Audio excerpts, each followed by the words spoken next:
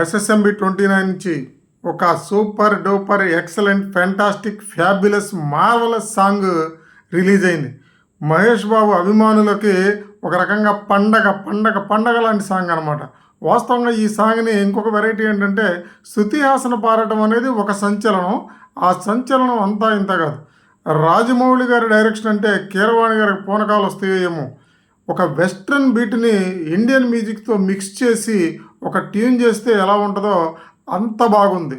సంచారి సంచారి అని స్లోగా బిగినవుతుంది, మధ్యలో లెగుస్తుంది, కిందకు దిగుతుంది, మధ్యలో లెగుస్తుంది, కిందకు దిగుతుంది. బాడీలో వైబ్రేషను ఎలివేషను అద్భుతంగా ఉందన్నమాట. బహుశా ఈ సాంగ్ హీరో దేనికోసం వెళ్తున్నప్పుడు ఆ ఎలివేషన్ కోసం వచ్చేటువంటి బ్యాక్గ్రౌండ్ సాంగ్ అనుకుంటా. ఇది రాజమౌళి ఫార్ములాలో ఒక భాగంగా అని చెప్పొచ్చు.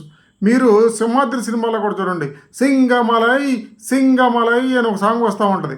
అలాగే ఛత్రపతిలో కూడా కుంభీ వలయ ఛత్రపతి అని ఒక సాంగ్ వస్తుంది. అలాగే బాహుబలి 2లో కూడా చూడండి మీరు, బళారే బళ్ళే బళ్ళ బళారే బాహుబలి అనే ఒక సాంగ్ వస్తుంది. అలా వచ్చినప్పుడు హీరోని అద్భుతంగా ఎలివేట్ చేస్తాయి ఈ సాంగ్స్. బహుశా ఈ సినిమా కూడా సంచారంటే మహేష్ బాబు గారు ట్రావెలర్ అయ్యి ఉంటాడు. ఆయన దేనికోసం వెళ్తున్నప్పుడు బ్యాక్గ్రౌండ్లో వచ్చే సాంగ్ అయి ఉంటుంది.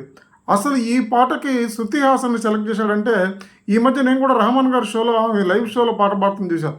సాంగ్ ఏమి లేపి ఏమి దించి ఏమి లేపి ఏమి దించిందండి. రియల్లీ వాయిస్లో ఆ మీనింగ్ అనేది రావాలి. ఆ మీనింగ్ లేనప్పుడు ఆ యొక్క సింగర్ని సెలెక్ట్ చేయరు.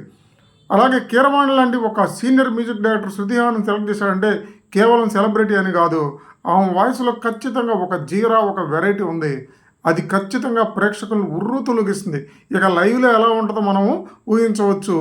రియల్లీ ఫస్ట్ లుక్లో ఫస్ట్ సాంగ్లో ఏమాత్రం ప్రేక్షకులను డిసప్పాయింట్ చేయదు ఎస్ఎస్ఎంబి 29.